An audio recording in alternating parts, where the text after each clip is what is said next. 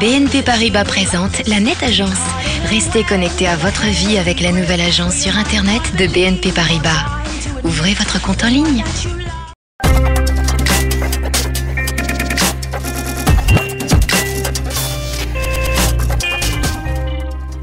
Bonjour et bienvenue. Alors, médicaments génériques, blockbuster, lobbying de la grande distribution, le marché des médicaments est toujours sous tension.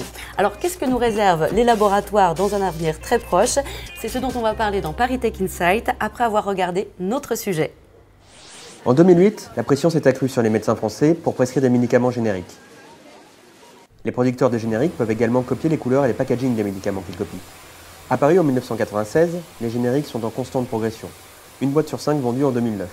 Loin cependant du marché américain où ils représentent 60% des médicaments vendus. Les grands laboratoires se sont d'ailleurs vite adaptés, fabriquant eux-mêmes leurs génériques en rachetant des laboratoires producteurs.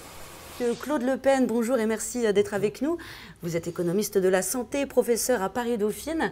Ça fait 10 ans que le gouvernement nous incite à consommer des génériques. On en est où aujourd'hui? Bien, c'est un formidable succès qui n'était pas du tout attendu. C'est-à-dire qu'il y avait l'idée que la France n'était pas un pays pro-générique, parce que les prix des médicaments étaient bas, parce que les médecins étaient attachés à la prescription en nom de marque. Donc il y avait tout un ensemble de raisons. C'est pas tellement que les médecins prescrivent des génériques, c'est surtout que les pharmaciens les substituent. Ce qui a changé, c'est que le patient l'accepte. Alors comment ça se fait que ce soit justement le pharmacien et le consommateur final qui ait fait la transition et pas les laboratoires? Alors là, j'ai envie de me tourner vers vous, Marie-Laure Pochon, puisque vous êtes présidente de Lundbeck France. Bonjour et merci d'être avec nous. Bonjour. Alors pour vous, c'est quoi le bilan des génériques? Je dirais qu'aujourd'hui, le marché s'est organisé de manière assez positive, à la fois pour les médecins, pour les pharmaciens et pour les patients, dans le sens où il y a un certain nombre de molécules qui sont délivrées sous mode générique, et puis il y a des innovations qui, elles, apportent un vrai progrès breveté et qui, évidemment, ont des prix plus élevés, puisque c'est logique, le progrès doit se rémunérer. Et on a l'impression que, c'est ce que vous avez l'air de dire, d'ailleurs, que votre secteur échappe à la crise.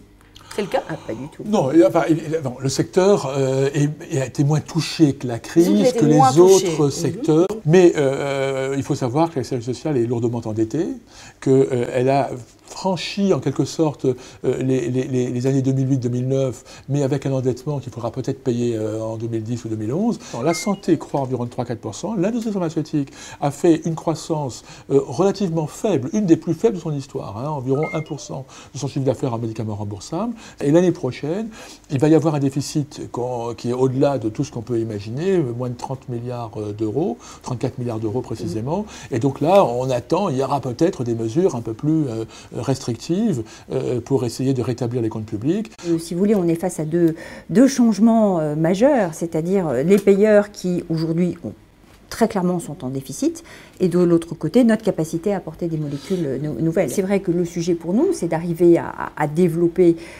ces molécules sans qu'il y ait de problème de sécurité, sans qu'il y ait de problème d'efficacité au décours du développement. Et malheureusement, très souvent, il y en a. Et donc aujourd'hui, nous devons arrêter régulièrement, nous, tous les industriels, des molécules en phase de développement. Pour reprendre le laboratoire que je dirige pour la France, nous avons perdu en phase 3, donc en phase ultime de développement, 2 molécules sur ces 3 dernières années. Et pour nous, ça a été des accidents très, très importants. Et ils ont été arrêtés, l'un pour pas suffisamment d'efficacité, et l'autre tout simplement parce qu'il y avait un risque chez un certain type de patients. D'ailleurs, 45% des médicaments fabriqués en France sont vendus à l'étranger. C'est un énorme succès. La France est un très gros pays exportateur. Et nous exportons. Qu'est-ce qui explique ça? D'abord des firmes performantes, une main-d'œuvre qualifiée, une longue tradition industrielle qui remonte au XIXe siècle. Et nous avons des exportations, pas simplement vers, disons, des pays francophones traditionnels, mais notre premier client, notre plus gros client, c'est les États-Unis. On est la première industrie européenne, on est les premiers producteurs européens de médicaments, on est les premiers exportateurs européens de médicaments et les premiers exploitateurs de brevets et de licences. Alors pourquoi on ne sait pas? Qu'est-ce qui se passe? Parce que l'industrie a cette image de médicaments remboursés par la Sécu et trous de la Sécu, etc. Et donc ça occulte un petit peu cet aspect-là, le succès industriel, mais le succès industriel est réel, il est patent, il est évident. Leclerc fait un lobbying assez fort, et la grande distribution en général, pour que les médicaments sortent des officines, sortent des pharmacies et soient vendus dans la grande distribution. Quelle est votre opinion là-dessus? Je crois qu'il n'y a aucune chance. C'est-à-dire que les Français sont attachés rattachés à la pharmacie. Il y a un monopole du... C'est une tradition française. C'est pas qu'une tradition française, c'est aussi une tradition européenne dans tous les pays. La distribution de médicaments va changer, hein, c'est clair, avec plus de services, on va peut-être porter les médicaments à domicile, un peu de vente par Internet. Qu'il y ait sur le médicament ce qui s'est passé dans d'autres secteurs, dans l'horizon de 5 à 10 ans, je ne le vois pas. Il y a un aspect qui, à mon avis, simple, qui est un aspect de sécurité. Le pharmacien a une responsabilité qui est sa responsabilité à lui de pharmacien et donc il doit vérifier les ordonnances et faire en sorte qu'en effet il délivre à la fois ce qui a été prescrit mais aussi s'il y a un problème qu'il discute avec le médecin. Un accompagnement. Exactement. Oui. Et puis il y a un deuxième aspect qui est un aspect de conseil et donc il ne faut surtout pas sous-estimer cette relation de proximité. En ce moment il y a un phénomène dans le monde qui est la contrefaçon de médicaments. Dans le meilleur des cas ils sont inutiles, il n'y a rien, c'est du glucose ou de la saccharose. Dans le pire des cas, ça peut être nuisible. Mais même dans le meilleur des cas, si vous êtes malade et vous prenez quelque chose qui ne sert à rien, non seulement ça ne vous guérit pas, mais la maladie poursuit son cours. Une des protections, c'est le circuit de distribution.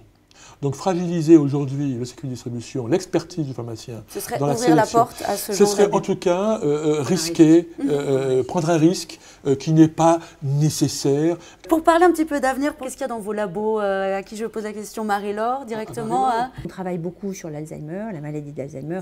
C'est vrai que ça fait écho à une demande. Et puis on a un médicament en développement qui aidera les patients dépendants à réguler leur consommation d'alcool. Donc ça c'est tout à fait nouveau, tout à fait différent.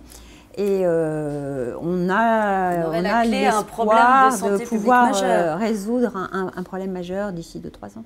À mon sens, l'autre progrès qui est en train d'être fait, c'est qu'on améliore la sécurité et la tolérance des médicaments. Et c'est vrai qu'aujourd'hui, les progrès les plus visibles, c'est des progrès de tolérance et de sécurité qui sont au moins aussi importants pour les patients, et les médecins d'ailleurs, que les progrès d'efficacité, parce que ça permet aux patients de revivre normalement plus rapidement. C'est déjà pénible d'être malade. Si en plus le traitement vous gâche la vie, donc on est en quelque sorte la double peine, hein, donc la maladie et le traitement. Donc essayez en fait d'alléger. Alors c'est une innovation qui est parfois un petit peu considérée comme secondaire, hein, parce qu'elle ne touche pas au cœur du mécanisme physiopathologique, elle tourne un petit peu autour des conditions de vie du patient. Mais je crois que pour le patient, c'est quelque chose qui est essentiel. Il n'a pas envie de subir effectivement la double peine. Eh bien, c'est ainsi que s'achève ce numéro. Je tiens à remercier chaleureusement le SPCI ParisTech qui nous accueille dans ses locaux, ainsi que HEC Santé. Je vous dis à très bientôt. Cette émission vous a été présentée par la Net Agence, la nouvelle agence sur Internet de BNP Paribas.